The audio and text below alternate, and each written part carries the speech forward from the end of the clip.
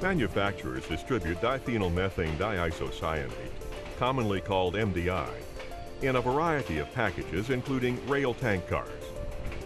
In this section, we will discuss the recommended procedures for unloading diphenylmethane diisocyanate from rail tank cars, including preparation for unloading, documentation, regulatory information, pre-unloading procedures, personal protective equipment, connecting procedures, transfer operations, disconnecting procedures, and preparation for return. Thank you. The receiving, handling, and shipment of MDI require compliance with federal, state, and local regulations concerning hazardous materials. Make sure you know these regulations and follow them at all times. It is recommended that a comprehensive checklist be developed and followed throughout the unloading sequence. The brakes on the rail tank car must be set. The wheels properly chocked to prevent roll in either direction, and blue flags used as a warning to prevent access to the unloading area. Using derails will also provide additional access prevention. In most cases, the shipping documents and the certificate of analysis will have been sent to your company's receiving office ahead of the rail tank car delivery. All paperwork should be checked for accuracy. This would include such things as the purchase order number and that the identity of the material being received is MDI. Review the values on the certificate of analysis to ensure that the product meets required specifications. Once all paperwork has been verified, the tank car itself must be checked. Begin by checking the hazard placard. Make sure that they are correct for the product noted on the shipping documents. The U.S. Department of Transportation, DOT, regulates the transportation of 4,4-diphenylmethane diisocyanate as a hazardous substance in single packages in quantities greater than 5,000 pounds. When in this quantity, MDI is classified as NA3082. Other regulated substances, liquid, NOS, Class 9, Packing Group 3. The letters RQ will be entered either before or after the description of the shipment when individual packages being transported contain more than the reportable quantity of MDI. The storage and handling of MDI at your facility may be subject to other federal, state, and local regulations. Compare the tank car number against the number identified on the shipping documents. Check the tank car to make sure the numbers on the security seals match the seal number shown on the paperwork. Also confirm that the security seals are not broken and have not been tampered with in any manner.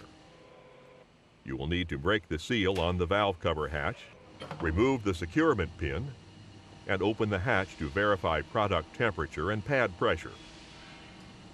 Carefully remove the closure cap from the thermal well tube. If the car is equipped with a valve on the thermal well tube, carefully open the valve. Insert an appropriate thermometer into the thermal well to determine that the car is at the proper temperature for unloading. Verify that the air inlet valve on the rail car is closed, then carefully remove the plug and install a fitting that is equipped with a pressure gauge. Ensure the air inlet valve on the adapter fitting is closed. Then carefully open the air inlet valve on the rail car to verify the pad pressure on the rail car. Once the paperwork and tank car checks are complete, the next step is to check your own equipment. If the content of the tank car is to be offloaded into a receiving tank, make sure that the tank is the correct one for the product, and that there is enough room in the tank to hold the shipment. The unloading connection on the receiving line should be clearly identified. Verify the location and operation of the nearest eye wash station and safety shower. In order to avoid contact or exposure to MDI, personal protective equipment must be worn during the transfer operation. This includes appropriate impervious clothing, such as a chemical protective suit, chemical splash goggles, and chemical-resistant gloves and boots. Unloading operators should always wear personal protective equipment whenever there is a chance of MDI exposure. Check the unloading hoses before making any connections to either the rail car or receiving line. It's recommended that hoses be 2-inch in diameter. They should also be color-coded and are labeled to assist in eliminating transfer errors. The hose gaskets should be free of any moisture, dirt, and grease. Inspect them carefully to ensure that there are no splits or cracks that could cause spills or leaks. Replace the gasket if necessary, and make sure you dispose of the old one properly. The quick disconnect fittings and gaskets of the hose should be in good working order, so that the hose can be securely locked onto the discharge valve of the tank car and the receiving line. Because MDI reacts with moisture, it's extremely important that the hoses are dry. If there is any possibility of a problem with a hose, set the hose aside, tag it, and get another hose to complete the transfer. All these checks may seem unnecessary because this operation is routine, but taking these precautions every time will prevent product contamination and a potential overflow. Tank cars are usually unloaded with nitrogen or dry air pressure. An alternative method would be offloading using a pump, while adding nitrogen or dry air to maintain a dry atmosphere within the tank car. When unloading with either of these methods, it is recommended that all discharge vapors be absorbed or scrubbed free of MDI. A closed-loop vapor exchange system using a product pump is another means for unloading MDI. Closed loop means that no vapors escape from the system into the atmosphere and no moisture from the atmosphere enters the system. If dry air is used for unloading, it is extremely important to check for signs of moisture. Dry air is recommended to have a dew point of -40 degrees Fahrenheit as a minimum. Begin the connection process by checking the nitrogen or dry air source. Make sure the gauge is working properly and that the hose is attached securely. Check the hose gasket for splits or cracks that could prevent a good seal. Connect the nitrogen or dry air supply hose to the fitting installed in the air inlet valve. Verify that the rail tank car discharge valve is closed and carefully remove the plug from this valve. Install the necessary adapter fitting into the discharge valve. The next step is to connect the unloading hose to the fitting installed in the rail car's discharge valve. After all connections have been properly secured and the checklist completed, the transfer operation may begin. Open the air inlet valve on the adapter fitting, and then open the valve on the nitrogen or dry air source. Next, carefully open the discharge valve on the rail car. Then open the receiving line valve. The product should now be flowing through the unloading line. Once you have verified there are no leaks in the system, the nitrogen or dry air pressure will need to be increased to an acceptable pressure, usually between 15 to 25 psi-G, depending on the desired rate of unloading. The pressure should remain constant within the rail car until unloading is complete. During the unloading process, operators should stay in the area to monitor the transfer of product.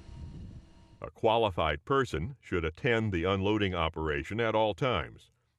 Attend means that the person in attendance is alert and has an unobstructed view of the unloading operation during the entire process. A qualified person should be properly instructed in unloading procedures, be responsible for compliance with all applicable regulations, be familiar with the nature and properties of the material involved, be instructed in proper emergency procedures, and in the event of an emergency, have the authority and ability to immediately halt the flow of the product. Signaling systems that include surveillance equipment, such as cameras, may be used to notify people within the facility that a problem may exist so that product flow may be halted immediately. In addition, other safety precautions should be followed. No smoking or use of other tobacco products. No eating, And no drinking should be permitted during the transfer process. The amount of product being transferred should be monitored at all times. This can be accomplished using an inline flow meter, by watching the rail car weight, if there's a scale at the unloading station, or by monitoring the level rise in the storage tank. For safety reasons, it is strongly recommended that two methods of level measurement be used.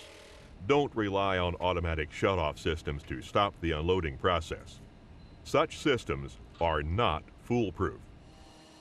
There is absolutely no substitute for an attentive operator. Monitor the operation to assure that the pad of nitrogen or dry air is maintained in the tank car. Once the tank car has been emptied, it must be disconnected from the system with the same care as it was connected. First, close the nitrogen or dry air inlet valve on the tank car and shut off the nitrogen or dry air source. Then close the product discharge valve on the tank car. Wait about a minute. Then, open the product discharge valve to blow the unloading hose clear to the storage tank.